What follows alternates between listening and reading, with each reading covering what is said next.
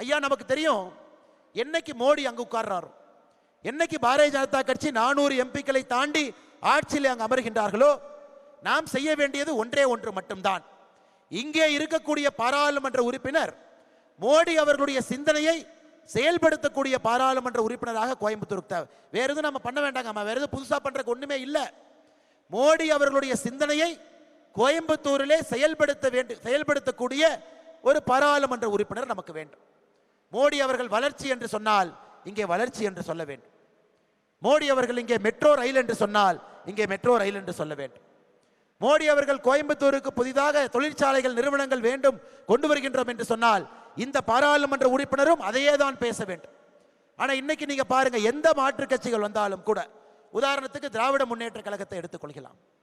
இன்னைக்கு திமுக தமிழகத்தில் 39 இடத்துல கூட்டணி கட்சிகளோடு போட்டி போடுகின்றார்.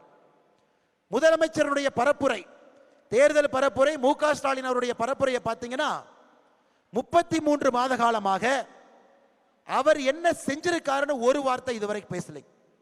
தேர்தல் அறிவித்த நாளிலிருந்து தமிழகத்தினுடைய முதலமைச்சர் மு.க. ஸ்டாலின் அவர்கள் 33 மாதமாக அவர்கள் என்ன செய்திருக்கின்றார்கள் என்று சொல்லாம ஒரு தேர்தலுக்கு வாக்கு சேகரிக்க வர்றாங்க.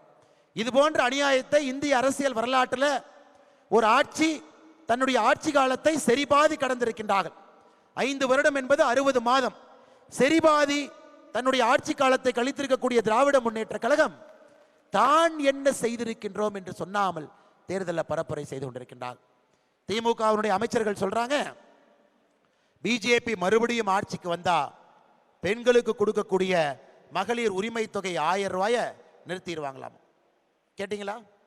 இதை விட ஒரு பெரிய ஜோக்கை நீங்க கேட்டிருக்கீங்களா? உங்க வாழ்க்கையில் கேட்பதற்கு வாய்ப்பே இல்லை. நீங்க மகளிருக்கு 1000 ரூபாய் உரிமை தொகை கொடுப்போம் என்று சொல்லி 100 மகளிர் இருக்கிறாங்கன்னா வெறும் 30 மகளிருக்கு மட்டும்தான் மகளிர் உரிமை தொகை கொடுக்கிறீங்க. வெறும் 30 பேர், 70 பேருக்கு மகளிர் உரிமை தொகை கிடையாது. அந்த 30 பேருக்கு இன்னைக்கு நான் சொல்றேன், நீங்க எழுதி வச்சுக்கங்க. பாராளுமன்ற தேர்தல் நடந்து முடிந்த பிறகு அந்த 30% மகளிர் யாருக்கு உரிமை தொகை வருகிறதோ அதுவும் நிச்சயமாக திராவிட முன்னேற்ற கழகத்தினுடைய ஆட்சி அதையும் நிறுத்துவாங்க. அவங்க இந்த உரிமை தொகை கொண்டு வந்திருப்பது பாராளுமன்ற தேர்தலுக்கு முன்னாடி போடுறதுக்கான டிராமா.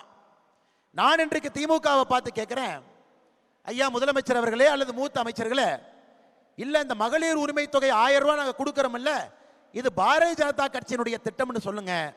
நானும் வானதி அக்காவும் சொல்லுகின்றோம், அதை 1500 உயர்த்தி கொடுக்கின்றோம் என்று நாங்கள் சொல்லுகின்றோம்.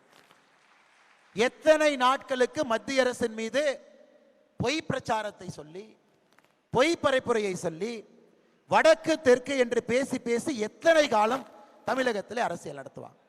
என்ன இன்னொரு கட்சி கிளம்பி இருக்குது தமிழ்நாட்டில். இந்த கட்சி என்னன்னா, அவங்க எம்பி வந்தாங்கன்னா மோடி ஐயா ஆட்சி அமைப்பாங்களாமா, மோடி ஐயா கிட்ட போய் அந்த கட்சி எம்பி போய் சொல்லுவாங்களாமா, இந்த மகளிர் உரிமை தொகையை 3000 ரூபாய் உயர்த்தி கொடுங்க.